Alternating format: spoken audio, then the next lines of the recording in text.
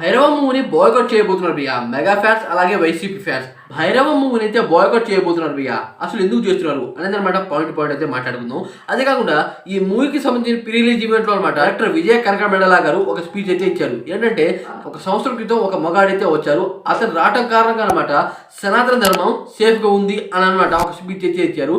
ఈ స్పీచ్ ని YCP fans అయితే పట్టుకున్నారు. ఏంటంటే సంవత్సరం క్రితం అనమాట జగన్ గారు అయితే దిగిపోయారు, అతని పదవిని అనమాట దిగిపోయారు. హౌస్టా పొంగల్ అలాగే చంద్రబాబు గారు అయితే ఎక్కారు. వాళ్ళలో ఒకరు రావటం కారణంగా అనమాట నువ్వైతే ఈ రకంగా స్పీచ్ ఇచ్చారు. అంటే వాళ్ళు వచ్చినప్పుడు అనమాట సనాతన ధర్మం సేఫ్ గా ఉందా, వైసీపీ ఉన్నప్పుడు అనమాట సేఫ్ గా లేదా అనమాట ఒక పాయింట్ ని రేస్ చేసి భైరవ మూవీని బాయ్కాట్ చేస్తున్నారు.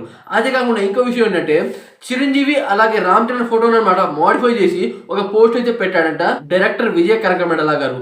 అయితే అది ఇప్పుడు కాదు, 2011లో అనమాట ఆ పోస్ట్ అయితే పెట్టారంట. అన్ని ఇప్పుడు బయటకు తీసారనమాట, తెగ షేర్ చూస్తున్నాడు.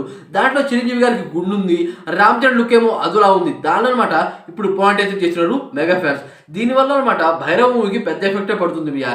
ఎందుకంటే డైరెక్టర్ విజయ కనకమెడల గారు చిన్న పర్సన్. అది కాకుండా దీంట్లో ముగ్గురు హీరోలు అయితే ఉన్నారు, బెల్లంకొండ శ్రీనివాస్, నారా రోహిత్, అదే కాకుండా మంచు మనోజ్. వీళ్ళు అనమాట చాలా చిన్న హీరోలు, వాళ్ళకనమాట ఈ మూవీ చాలా మెయిన్. అయినా సరే వీళ్ళు ఈ రకంగా చేయడం వల్ల, అంటే డైరెక్టర్ విజయ కనకమెడల గారు ఆ రకంగా మాట్లాడడం వల్ల వైసీపీ ఫ్యాన్స్ సెట్ అయ్యారు. ఎప్పుడో పెట్టిన పోస్ట్ అనమాట ఇప్పుడు బయటకు తీసి ఈ రకంగా చేయడం వల్ల ఈ మూవీ మీద ఇంకోలా ఎఫెక్ట్ అయితే పడుతుంది. పెద్ద యాక్టర్స్ ఉంటే అనమాట మూవీకి ఏం కాదు భయ్య. ఎందుకంటే పుష్ప మూవీకి ఈ రకంగానే జరిగింది. అయితే పుష్ప మూవీలో కంటెంట్ ఉంది, ఎవరు ఆపలేదు. అదే కాకుండా వీళ్ళు అనమాట చాలా చిన్న పర్సన్స్.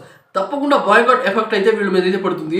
మూవీలో కంటెంట్ ఉంటే ఎవరు ఆపలేరు, అది అందరికీ తెలిసిందే. ఇలా మాట్లాడిన తర్వాత ఎంత సారీ చెప్పినా దాన్ని అయితే పట్టించుకోరు. విజయ కనకమెడల గారు దీనికనమాట సారీ కూడా చెప్పారు, అయినా సరే దాన్ని అయితే పట్టించుకోవట్లేదు. చూడాలి భయ్య ఈ విషయం ఎక్కడి దాకా వెళ్తుందో అని. అయితే ఈ విషయం గురించి మీరు అనుకున్నారో కామెంట్ చేయండి, అలాగే వీడియోకి లైక్ చేయండి ఫ్రెండ్స్.